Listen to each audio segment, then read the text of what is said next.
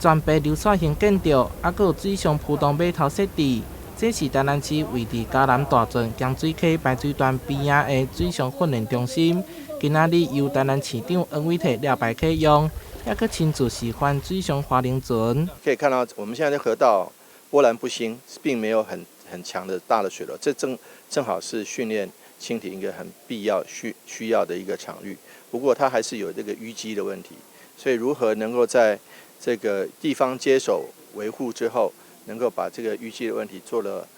比较一个根本性的解决，那是很重要的。未来也将持续优化，希望这成为居民休闲上好的所在。这座训练中心，台南市府开了1亿1000多万，内底有蜻蜓划船艇库、体能训练室等等，提供上专业的水上运动训练。我们原本是在上游的海淀国中段的也是加拿大郡的海淀国中段那边训练。训练环境改变蛮多的是，这边艇库变大了，我们放船的空间有增大，然后下水的便利度也提高，可以直接搬船就直接往水里面过去。体育局表示，台南市体育赛事特种重点项目之一的蜻蜓，目前已经伫这开始训练，将继续为台南培育更较侪选手，为台湾水上运动带来新的能量。那这边水上运动训练中心这边成立完了以后，除了我们选手训练以外，我们也可以这边做一些水艺的教学，尤其是有一些学校的学生呢，愿意到这边来做一些